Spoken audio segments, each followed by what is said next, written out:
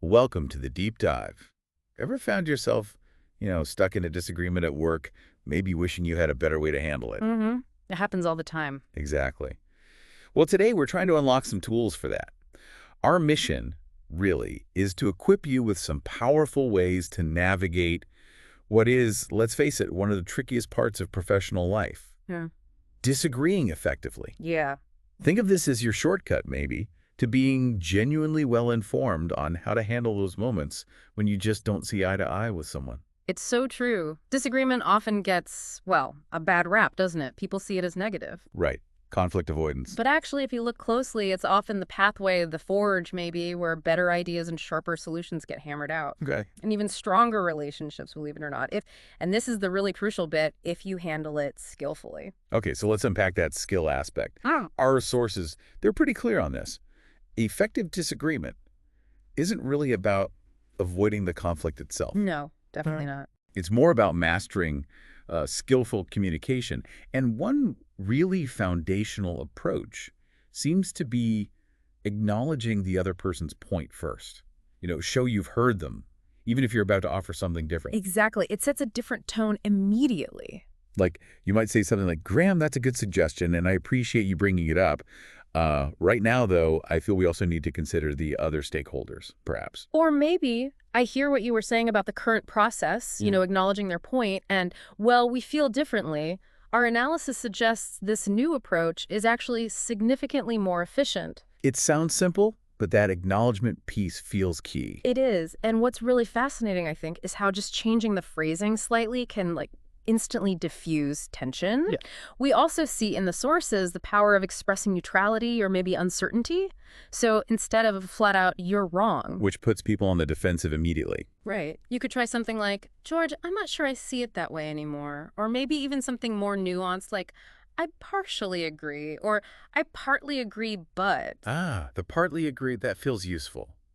It's not a total rejection. Exactly. These phrases create a bit of space, don't they? Space for dialogue rather than just slamming the door with a hard no. Okay, so we have these phrases, which are useful, but sometimes the words themselves are only, well, half the story, right? Mhm.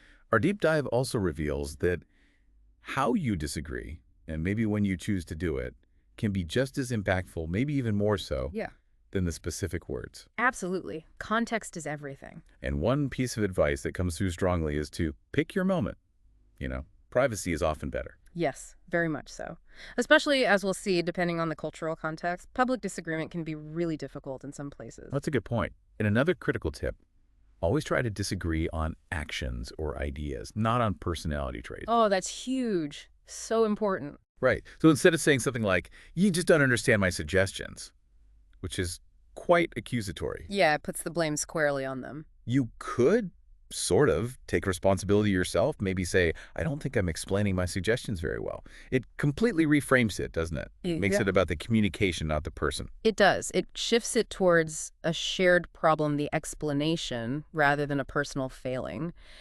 And, another really impactful tip, one that often gets overlooked, I think, What's that? is softening things with the word sorry. Sorry. Mhm. Interesting.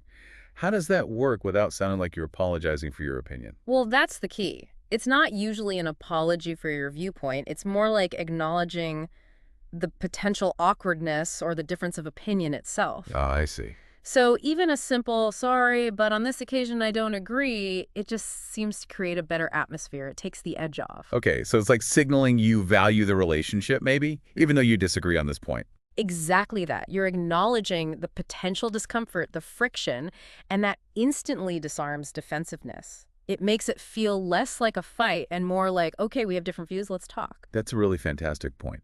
And it leads us nicely into something our sources really highlight, which feels like the big aha Yeah. moment in all this. Which is? Culture, the profound impact of cultural differences on how disagreement is perceived, expressed, handled, everything. Oh, absolutely. This is where things get really layered. Erin Meyer's work, which comes up in our sources, maps this out beautifully. Right, she talks about this spectrum, doesn't she? She does. Think of it, yeah, as a spectrum. On one end, you've got what she calls confrontational disagreeing cultures. Think places like say Germany, France, Israel. Okay. In these cultures, openly challenging ideas, debating, disagreeing, it's often seen as positive. It's part of the process for getting to the best answer, for innovation. It's not personal, usually. Okay, so disagreement is almost encouraged there. In a way, yes, constructive conflict is valued. But then on the other end of the spectrum, you have avoids disagreement cultures. Like Japan or China, perhaps. Exactly. Places like Japan, China, Thailand, too. Here, the priority is often maintaining harmony, preserving relationships. Group cohesion is paramount. So public disagreement would be. Often seen as very disruptive, maybe even disrespectful. It's generally handled much more subtly, perhaps offline or through intermediaries. Direct confrontation is usually avoided. Wow, that's a stark difference. And I guess this extends beyond just saying, I disagree, right? It probably affects things like feedback, too. Absolutely. It ties directly into feedback styles. You see a similar pattern. Direct negative feedback is common in many of those confrontational cultures. Israel, Germany, the Netherlands, too. Meaning feedback is often given very openly, very explicitly. It's specific, sometimes blunt, and doesn't always get cushioned with lots of positive praise. The focus is on the issue that needs fixing. Okay. Straightforward. Right. But then you contrast that with indirect negative feedback, which is more typical in cultures like India, Japan, Saudi Arabia. And how does that look? Well, it's delivered much more diplomatically, often in private, not in front of others. It's usually buffered, maybe sandwiched between positive comments. You might need to read between the lines a bit.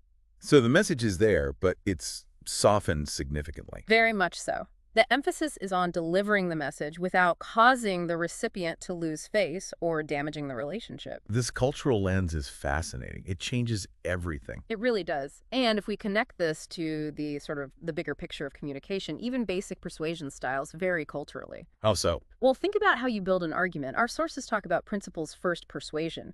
This is more common in places like Italy, France, Spain, Russia. Principles first, meaning they start with the theory. Kind of. They often start with a deductive approach. You lay out the general principle, the fact, the opinion, the theory first, the why. Then you present the data or examples that support it. Okay, build the framework, then fill it in. Exactly. But then you have applications first persuasion, which is more common in places like the UK, the US, Canada, Australia. And that's the opposite. Pretty much. It's more inductive. You tend to start with the specific examples, the case studies, the practical outcomes, the what and the how. You show how it works in practice first, then maybe you build up to the general theory or conclusion. So show me the results, then tell me why. Basically, yes. And understanding this difference isn't just, academic trivia. It massively affects how you should frame any argument, especially when you're trying to persuade someone who might initially disagree with you. You need to structure your point in a way that resonates with their cultural preference for receiving information. Right.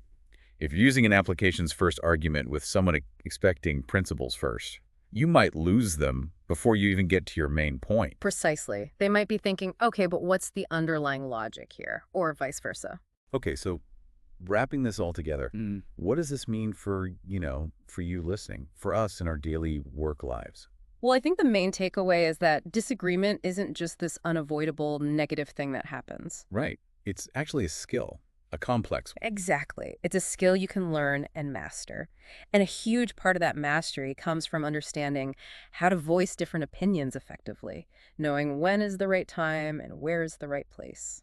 And crucially, appreciating these really deep cultural layers that influence everything. Knowing this stuff truly empowers you, doesn't it? It gives you more options, more awareness in those tricky professional landscapes. Absolutely. Because when you start applying these insights, the right phrasing, the timing, the cultural sensitivity, you can actually transform that potential friction, that conflict. Into something productive. Yes, into productive dialogue. And that leads to stronger working relationships, better collaboration, and ultimately much better outcomes for everyone involved. It stops being a battle and starts being a collaboration, even when you disagree. That's a really positive way to look at it. Okay, so before we wrap up, your final provocative thought for this deep dive. Something for our listeners to chew on.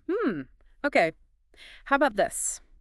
Think about the next potentially challenging conversation you might have, maybe one where you anticipate some disagreement. Okay. How might Consciously applying just one of these insights, maybe choosing your moment more carefully, or using that sorry softener, or even just thinking about whether the other person comes from a more direct or indirect feedback culture, how might that one small shift change the entire dynamic and maybe even the outcome of that conversation? That's a great challenge, thinking about applying it proactively. Yeah. Excellent. Thanks for unpacking all that today. My pleasure. It's fascinating stuff. It really is. That's all for this